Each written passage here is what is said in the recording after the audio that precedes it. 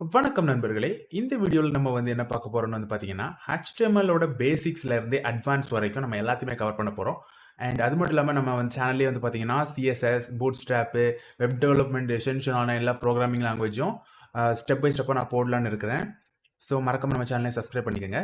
சரி, இப்ப நம்ம HTML எப்படி பண்றதுன்னு பார்க்கலாம். ஸோ பேசிக்கலி HTMLனா என்ன? அப்புறமா HTMLஓட யூசஸ் என்ன? அப்படிங்கிறத ஃபர்ஸ்ட் நம்ம பார்த்துரலாம்.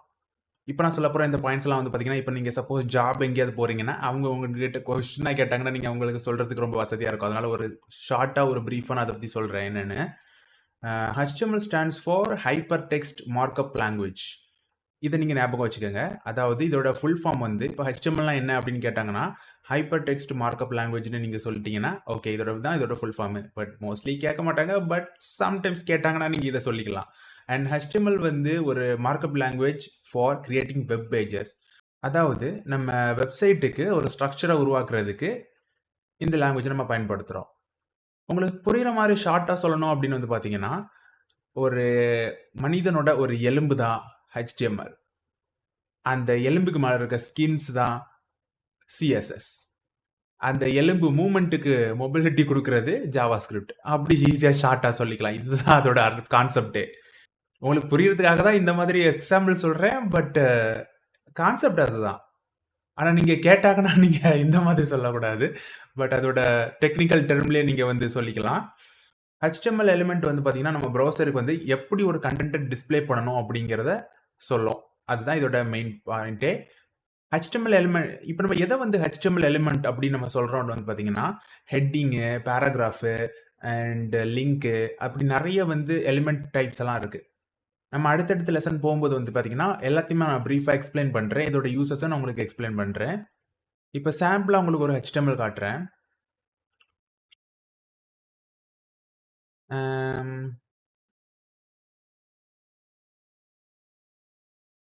இதுல H1 இருக்கு பார்த்தீங்களா? இது ஹெட்டிங்க்கு யூஸ் பண்ற எலிமெண்ட்.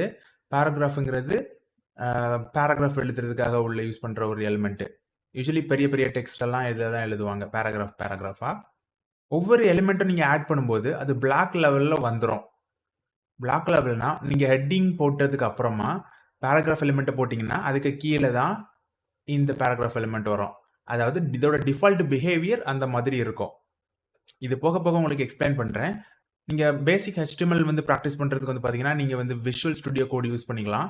இந்த சாஃப்ட்வேர் கோடிங் பிராக்டிஸ் பண்றதுக்கும் இல்லாம, இதோட ப்ரொஃபஷனல் யூசஸ்க்கும் நீங்க யூஸ் பண்ணிக்கலாம். லைக் வொர்க் என்வைரன்மென்ட்க்கும் விஷுவல் ஸ்டுடியோ கோட் யூஸ் பண்ணுவாங்க. ஸோ நீங்க இந்த சாஃப்ட்வேர் மறக்காம டவுன்லோட் பண்ணி இன்ஸ்டால் பண்ணி வச்சுக்கோங்க. அதுக்கப்புறம் நான் இப்போ ஒரு ஃபோல்டர் ஆல்ரெடி நான் இதுல ஓப்பன் பண்ணி வச்சிருக்கிறேன். அதாவது ஒரு HTML ஃபோல்டர். அது எப்படி ஓப்பன் பண்றதுங்கிறதையும் உங்களுக்கு லைட்டா காட்டுறேன். சப்போஸ் உங்களுக்கு விஷுவல் ஸ்டுடியோ கோட் எப்படி இன்ஸ்டால் பண்ணணும் அப்படின்னு தெரியலனா, அதுக்குன்னு தனியா ஒரு வீடியோ கிரியேட் பண்ணி வச்சிருக்கிறேன். அத கீழ டிஸ்கிரிப்ஷன்ல குடுக்குறேன். நீங்க அதுல போய் நீங்க பார்த்துக்கலாம். ஃபர்ஸ்ட் பார்த்தீங்கன்னா, விஷுவல் ஸ்டுடியோ கோட ஓப்பன் பண்ணிட்டு, எந்த ஒரு ஃபோல்டர் நீங்க இதுல ஓப்பன் பண்ணணும்னு நெனைக்கிறீங்களோ, அந்த ஃபோல்டர் ஜஸ்ட் கிளிக் பண்ணி டிராக் பண்ணாலும் இதுல ஓப்பன் ஆயிடும். அப்படி இல்லன்னா, இந்த ஓப்பன் ஃபோல்டர்ங்கிற ஒரு ஆப்ஷன் இருக்கு பார்த்தீங்களா? இதுகள குடுத்தும் எந்த ஃபோல்டர் நீங்க ஓப்பன் பண்ணணும்னு செலக்ட் பண்ணி நீங்க ஓப்பன் பண்ணாலும், அந்த ஃபோல்டர் இதுல ஓப்பன் ஆயிரும். ஓப்பன் ஆன ஃபோல்டர் தான் இந்த பக்கம் நம்ம சைடுல காட்டும் எக்ஸ்ப்ளோரர்ன்னு. ஒரு புது HTML கிரியேட் பண்ணணும் பார்த்தீங்கன்னா, இந்த இடத்துல இந்த நியூ ஃபைல கிளிக் பண்ணிட்டு, HTMLக்கு ஒரு நேம் குடுப்போம். நார்மலி ரூட் லெவல்ல நம்ம குடுக்கக்கூடிய எந்த HTMLக்கும் index.html அப்படின்னு குடுக்கணும். இண்டெக்ஸ்ங்கிறது நம்மளோட ஃபைல் நேமு. .html இதோட எக்ஸ்டென்ஷன் ஃபார்மட். இப்ப நீங்க டைரக்ட்டா ஒரு URL போட்டு ஒரு வெப்சைட்க்கு போறீங்க அப்படின்னா, அதோட ஹோம் பேஜ் ஒண்ணு ஓப்பன் ஆகும். இந்த மாதிரி நீங்க சர்வர்ல ஓப்பன் பண்ணும்போது, ஒரு டிஃபால்ட்டா ஓப்பன் ஆகக்கூடிய ஒரு ஹோம் பேஜ உருவாக்கணும் அப்படின்னா, அதுக்கு நீங்க index.html தான் நீங்க கிரியேட் பண்ணணும். எஸ் நீங்க வேற ஃபைல் நேமும் குடுத்துக்கலாம். பட் அந்த மாதிரி பர்ட்டிகுலரா எந்த நேம் குடுக்குறீங்களோ, அந்த நேம குடுத்து தான் நீங்க ஆக்சஸ் பண்ற மாரி இருக்கும். ஆனா index.html யூஸ் பண்ணீங்க அப்படின்னா, இது டிஃபால்ட் ஹோம் பேஜாவே இது ஓப்பன் ஆயிடும். ஸோ அதுக்காக தான் இந்த index.html நம்ம யூஸ் பண்றோம். அதாவது ஹோம் பேஜுக்காக நீங்க இந்த மாரி யூஸ் பண்ணிக்கலாம். அப்படின்னா இனிஷியலா இந்த HTML பேஜ் தான் அது ஓப்பன் ஆகும் அப்படின்னு அர்த்தம். HTML பார்த்தீங்கன்னா, 1991லயே உருவாக்கிட்டாங்க. அண்ட் அதுக்கப்புறம் போக போக இதோட அப்டேட்ஸ் எல்லாம் குடுத்து எக்ஸ்ட்ரா நெறைய எலிமெண்ட்ஸும் ஆட் பண்ணி, அதோட இம்ப்ரூவ்மெண்ட்ஸும் நெறையவே பண்ணியிருக்கிறாங்க. Opening HTML take, close HTML take பண்ணி நீங்க ஓப்பன் பண்ணிட்டீங்க அப்படின்னா, இதுக்குள்ள வந்து பார்த்தீங்கன்னா, பாடி டேக்க நீங்க என்டர் பண்ண வேண்டியிருக்கும் பொதுவா. இது என்னங்கிறத உங்களுக்கு அப்புறம் எக்ஸ்ப்ளைன் பண்றேன். பட் இப்ப இனிஷியலா எப்படி இந்த ப்ராஜெக்ட் நம்ம கிரியேட் பண்ணலாம் அப்படிங்கிறத நான் இப்ப உங்களுக்கு காட்டிட்டு இருக்கேன். ஸோ ஃபர்ஸ்ட் வந்து நீங்க HTML அப்புறம் ஒரு பாடி. அந்த பாடிக்குள்ள ஒரு ஹெட்டிங் வச்சிருக்கீங்க அப்படின்னு பார்க்கலாமே. ஹலோ வேர்ல்டுன்னு சும்மா ஒரு ஹெட்டிங் வச்சிருக்கீங்க அண்ட் சேவ் பண்றீங்க. நீங்க இப்படி கிரியேட் பண்ணிட்டு இந்த HTML ஓப்பன் பண்ணா கூட உங்களுக்கு இந்த HTML வந்து ஒர்க் ஆகும். இத வியூ பண்றதுக்கு வந்து பார்த்தீங்கன்னா, இதுக்கு ஒரு எக்ஸ்டென்ஷன் யூஸ் பண்ணணும். அதுக்கு வந்து லைவ் சர்வர் அப்படிங்கிறத ஒரு எக்ஸ்டென்ஷன் யூஸ் பண்ணிக்கலாம். இத நீங்க டைரக்ட்டாவும் ப்ரௌசர்ல ஓப்பன் பண்ணிக்கலாம். நம்ம இந்த லைவ் சர்வர் எக்ஸ்டென்ஷன் யூஸ் பண்றதோட பெனிஃபிட் வந்து என்னன்னு வந்து பார்த்தீங்கன்னா, நம்ம லைவா சேஞ்ச் பண்ணக்கூடிய அதாவது நம்ம டைரக்ட்டா சேஞ்ச் பண்ணக்கூடிய சேஞ்சஸ் எல்லாமே ரியல் டைம்ல அப்ளை ஆகி நமக்கு ப்ரௌசர்ல இந்த மாரி ப்ரிவ்யூ ஆகும். அண்ட் நம்ம கிரியேட் பண்ண HTMLஓட ஆ ரிசல்ட் இதுதான். ஹலோ வேர்ல்டுங்கிறது நமக்கு இப்ப இதுல பிரிண்ட் ஆகிருக்கு ஸ்க்ரீன்ல. இப்ப நான் சைடுல நான் இத வச்சிருக்கேன். எக்ஸ்டென்ஷன லைட்டா கொஞ்சம் குறைச்சுக்கிறேன். இந்த மாதிரி. ஓகே. இப்ப நீங்க ஏதாவது சேஞ்சஸ் பண்ணி இதுல நீங்க சேவ் பண்றீங்க அப்படின்னா, அது இன்ஸ்டன்ட்டா உங்களுக்கு அப்ளை ஆகுது பார்த்தீங்களா? நம்ம ரிஃப்ரெஷோ, ரீலோட பண்ண தேவையே இல்ல. நம்ம எந்த சேஞ்சஸ் பண்ணாலும் அது இன்ஸ்டன்ட்டா இங்க அப்ளை ஆகிரும். அதான் இதோட அட்வான்டேஜ். சரி இப்ப பேக் டூ டாபிக். இப்ப வந்து பார்த்தீங்கன்னா, இப்ப நார்மலா நீங்க டைரக்ட்டாவே HTML பாடி, H1 ஆர்டிகிள் அப்படி நீங்க கிரியேட் பண்ணாலே, ஒரு HTML வந்து கிரியேட் ஆகிரும். ஓகே. பட் இத நீங்க ஸ்பெசிஃபிக்கா நீங்க கிரியேட் பண்ணியிருக்க இந்த HTML வந்து HTML5 அப்படின்னு நீங்க வந்து உங்க ப்ரௌசருக்கு தெரியப்படுத்தணும் அப்படின்னா, அதுக்கு நீங்க மஸ்ட் இது வந்து டாக்குமெண்ட் டைப்பையும் இந்த மாதிரி நீங்க அதுக்கு ஸ்பெசிஃபை பண்ணணும். நீங்க கிரியேட் பண்ற இந்த HTML ப்ராஜெக்ட் வந்து HTML5 பேஸ் பண்ணி நீங்க கிரியேட் பண்ணியிருக்கீங்க அப்படிங்கிறத உங்க ப்ரௌசருக்கு நீங்க சொல்றது மாரி அர்த்தம்.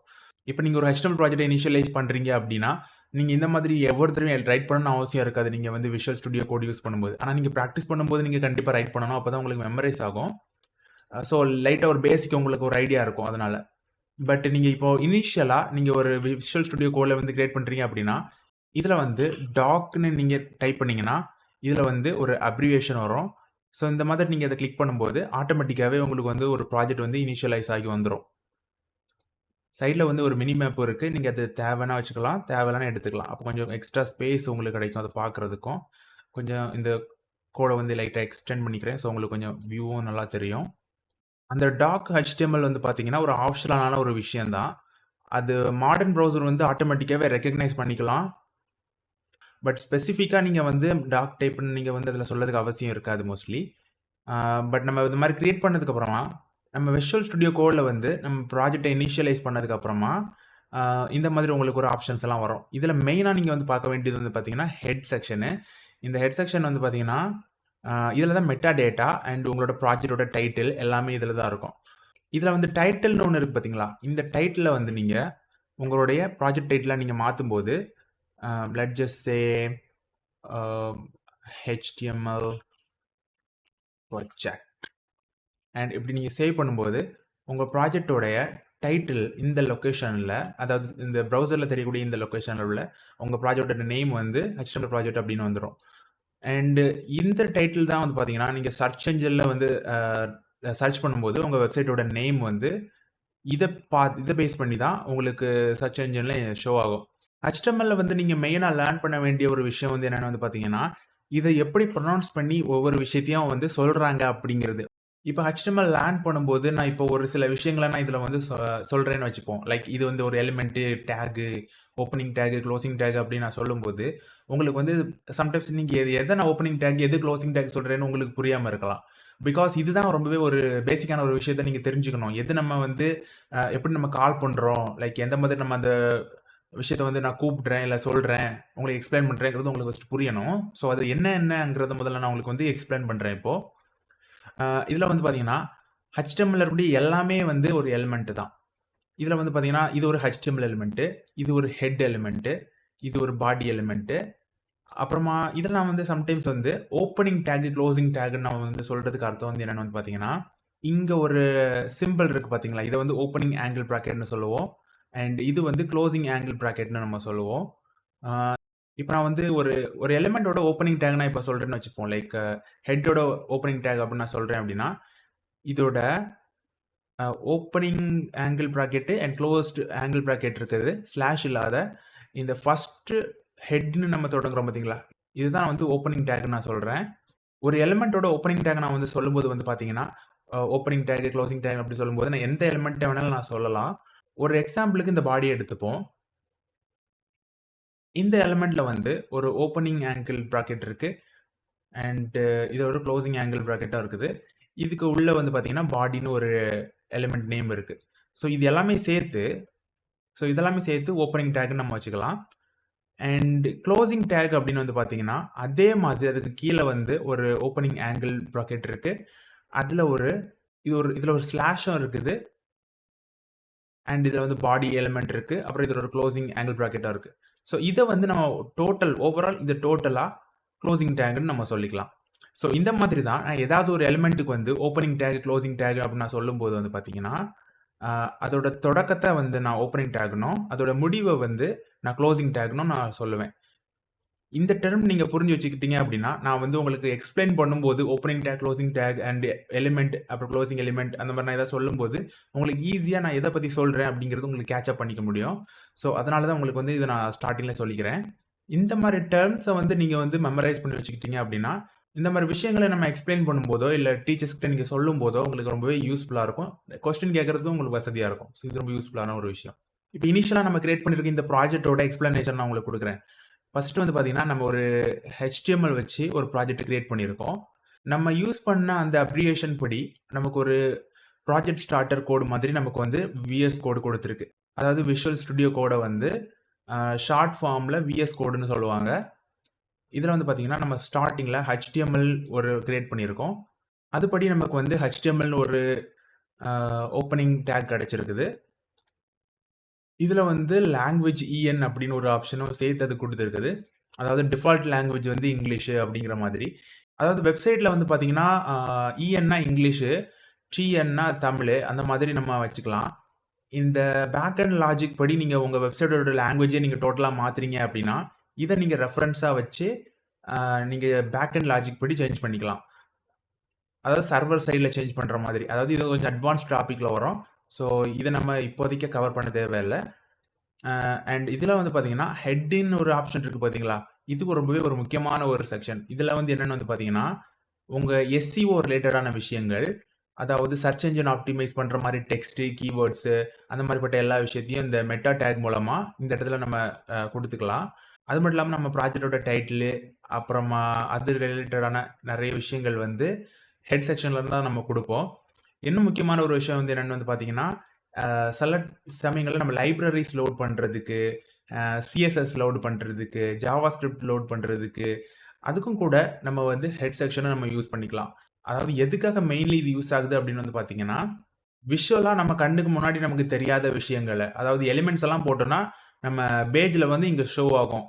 நம்ம ஆனா ஆனா ஹெட் செக்ஷன்ல நம்ம குடுக்குறது வந்து எல்லாமே வந்து பார்த்தீங்கன்னா, அந்த ப்ராஜெக்ட்க்கு தேவையான லைப்ரரி ஃபைல்ஸா இருந்தாலும் சரி, ஆர் அதோட மெட்டா டீட்டெயில்ஸ், SEO ரிலேட்டடான விஷயங்களா இருந்தாலும் சரி, இல்ல ப்ராஜெக்ட் டைட்டில் அந்த மாரிப்பட்ட விஷயங்களா இருந்தாலும், இதுக்குள்ள மட்டும் தான் குடுப்பாங்க. ஏன்னா இது வந்து வெளிய டைரக்ட்டா டிஸ்ப்ளே ஆகாது. ஆனா இதுல லோட் ஆகுறத வச்சு, நம்ம பாடி செக்ஷனுக்குள்ள நெறைய விஷயங்கள் நம்ம பண்ணிக்கலாம். ஸ்கிரிப்ட் கொண்டு வரது, ஜாவா ஸ்கிரிப்ட்டோட ஆக்ஷன்ஸ கொண்டு வரது, அப்புறமா CSSஓட ஸ்டைல நம்ம கொண்டு வரது, பூட்ஸ்ட்ராப்ப யூஸ் பண்றது, அண்ட் பூட்ஸ்ட்ராப் லைப்ரரீஸ் யூஸ் பண்றது. அந்த மாதிரிப்பட்ட விஷயங்கள் எல்லாமே ஹெட் செக்ஷன்ல தான் நம்ம லோட் பண்ணுவோம். அதுக்காக யூஸ் பண்றது. அதுக்கப்புறம் பாடி செக்ஷன் வந்து பார்த்தீங்கன்னா, இதுக்குள்ள தான் நம்ம எல்லா டைப்பான எலிமெண்ட்ஸையும் உள்ள நம்ம குடுக்க போறோம். அண்ட் நம்ம குடுக்கக்கூடிய எல்லா எலிமெண்ட்ஸும் இந்த இடத்துல தான் ஷோ ஆகும்.